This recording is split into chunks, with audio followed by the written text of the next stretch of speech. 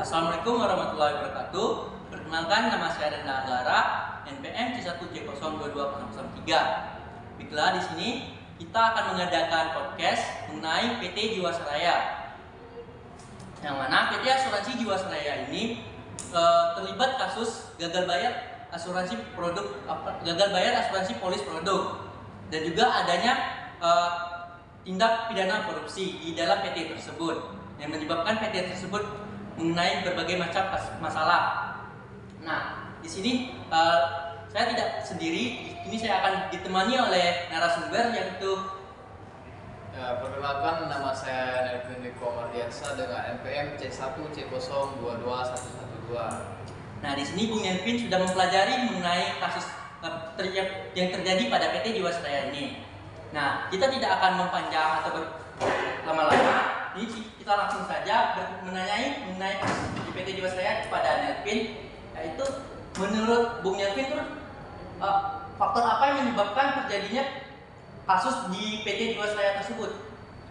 Jadi mungkin di sini yang dapat saya simpulkan dan yang sudah saya pelajari kita rangkum gitu kan, kalau kita meneliti suatu kasusnya ada 3 faktor yang utama. Berarti ada 3 faktor utama yang menjadi penyebab terjadi kasus ini kan? Nah ya betul. Yang pertama itu ada faktor fundamental, yang dimana di dalam faktor fundamental ini ada beberapa pekerjaan yang tidak terlaksana, dan juga ada beberapa faktor keuangan yang mendukung.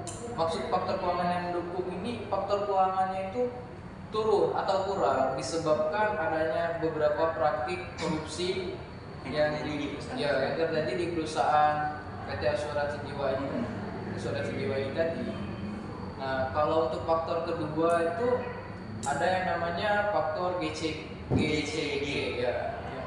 Tipu dikit gitu ya. Ya, yang dimana itu artinya good corporate government. Nah, seperti yang sudah saya jelaskan tadi kan, ada faktor keuangan, yaitu yang membuat faktor keuangannya itu turun atau rugi itu kan dari segi korupsinya tadi ya adanya. Nah, GCG inilah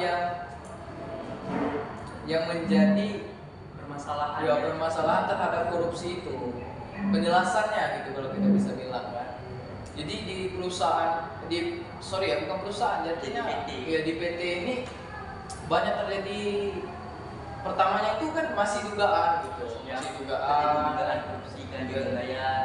korupsi gagal bayar dan lain-lain lah. Nah, setelah diteliti dan setelah dicek lagi berdasarkan saksi dan ada beberapa data yang mendukung atau data bukti kalau kita bisa bilang bukti. Nah, di situ menurut memang benar terjadinya korupsi di PT itu. Nah, kenapa bisa dibilang benar? Ada bukti atau data yang dimana ada beberapa PT lain juga yang ikut terlibat. Mungkin tidak hanya PT Jiwasraya, tapi ada juga PT lain. Ada ibaratnya dia korupsi saling bekerja sama kalau gitu. Antara kerjasamanya. Ya, antara kerjasamanya. Yang saya ambil di sini, dia itu ada 13 PT korporasi namanya itu kan. Tapi yang saya ambil ini cuma salah satunya saja kan, yaitu PT Gap Capital. Itu yang menjadi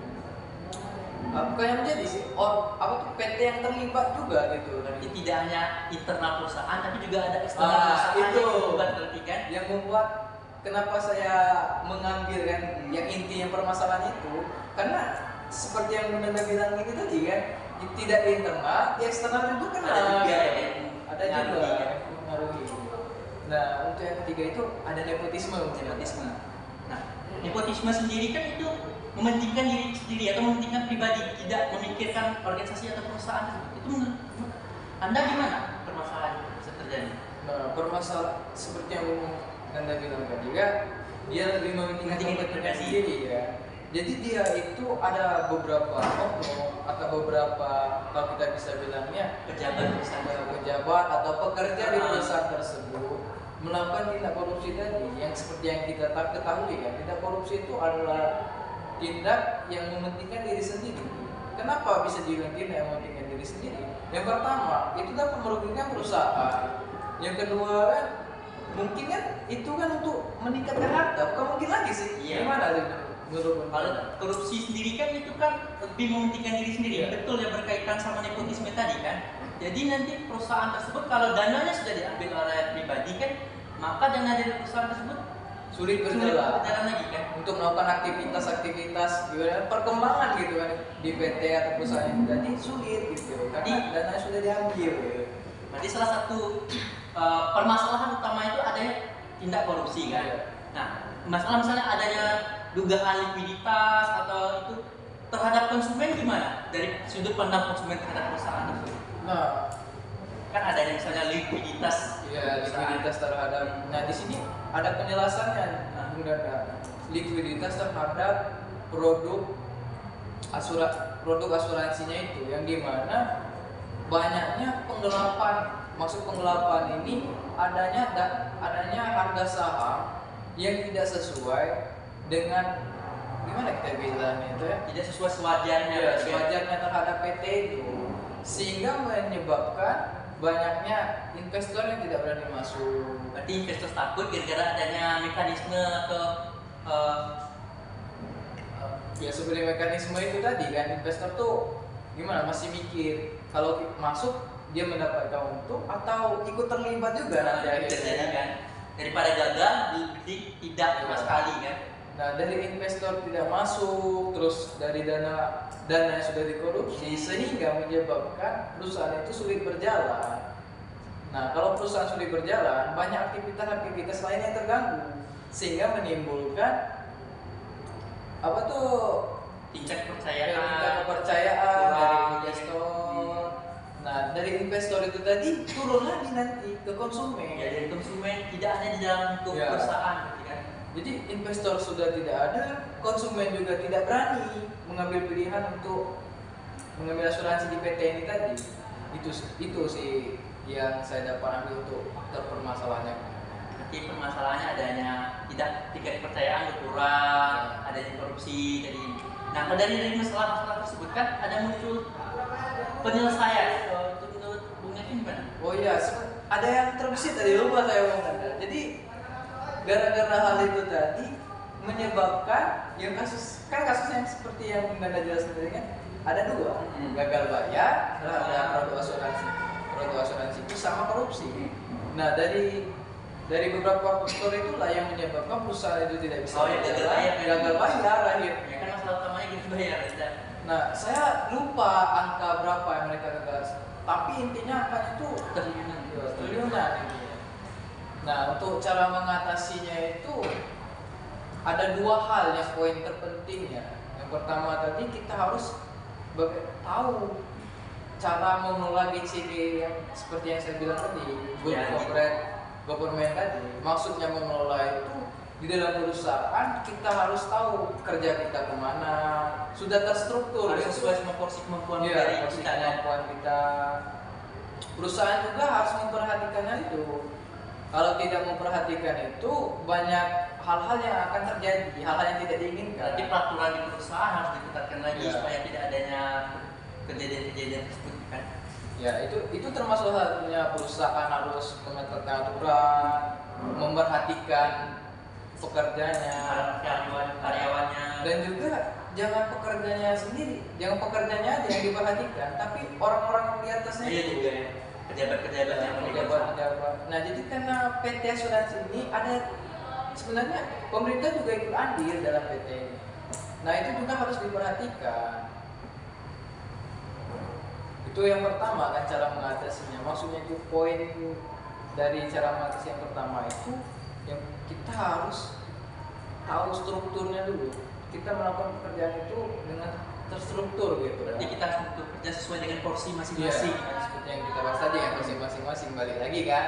Nah untuk yang kedua itu kita harus bisa mengendalikan mengendalikan tingkat risiko di dalam suatu perusahaan. Berarti manajemen risiko perusahaan Ya, harus diketatkan lagi. Ya, kenapa saya bilang itu? Supaya tidak ada aktivitas yang berganda. Maksud aktivitas berganda itu aktivitas yang sudah diselesaikan dibuat lagi gitu. Aktivitas fiktif. Iya. Nah, mungkin itu saja yang dapat saya pelajari untuk cara mengatasi. kalau menurut dari opini saya itu dari pihak pemegang sahamnya itu pemerintah juga harus ambil andil dalam mengatasi permasalahan Iya, betul itu. Dia harus bertanggung jawab. kan pemerintah sebagai selaku pemegang saham itu kan PT Jiwasraya itu kan merupakan PT BUMN. Jadi otomatis kan yang memegang sahamnya pemerintah. Jadi pemerintah tidak hanya berpangku tangan menengok apa yang terjadi PT tersebut. Pemerintah juga harus memberikan bantuan untuk mengatasi Itu masalah. andil gitu.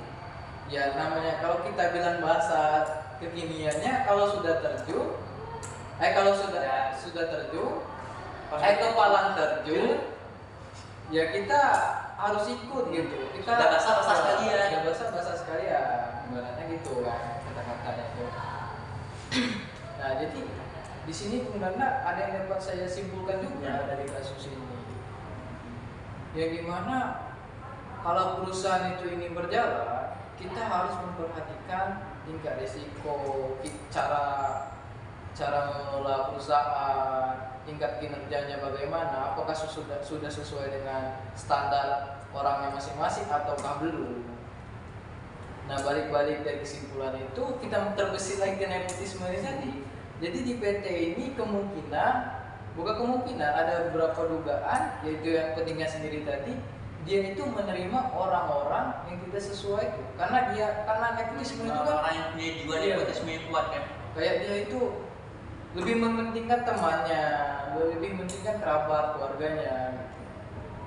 Jatuhnya kan dari perusahaan itu walaupun kita bukan keluarga asli gitu kan, kita sudah bekerja sama, terbesit kita itu sudah menjadi keluarga. Nah itulah faktor-faktor yang menjadi fondasi sehingga terjadi menguatkan kekeluargaan di dalam perusahaan tersebut. Menguatkan kekeluargaan itu hal yang baik, tapi jangan aja gimana ya, seperti saya Lantas tentang gitu kan masukan dan juga contohnya gini Bunda Nanda, seperti saya misalnya dengan Bunda Nanda sendiri kan, kita bekerja awalnya belum kenal, terus kita kenal, kita sudah akrab seperti layaknya keluarga.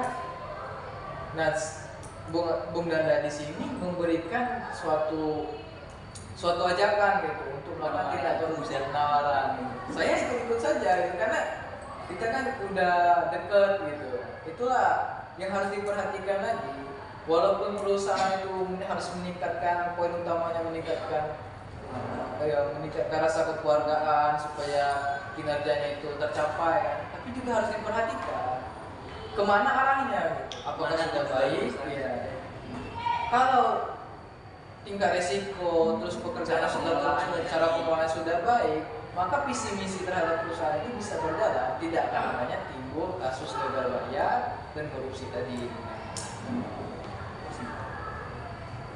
Nah dari apa yang Bung Nyelvin tadi kan ada beberapa kesimpulan seperti tingkat risiko perusahaan tersebut harus diperhatikan, cara pengelolaan itu menghindari individualisme atau nepotisme dari perusahaan tersebut harus dikurangi atau dihilangkan. Nah itu saja yang dapat kami sampaikan mengenai kasus PT Jiwasraya, yaitu gagal bayar ataupun korupsi. Sekian kami akhiri. Wabillahi taufiq wal hidayah. Wassalamualaikum warahmatullahi wabarakatuh. Nah, sebelumnya kami berdua juga mohon maaf kalau ada salah pengucapan dan salah kata. Sekian, terima kasih.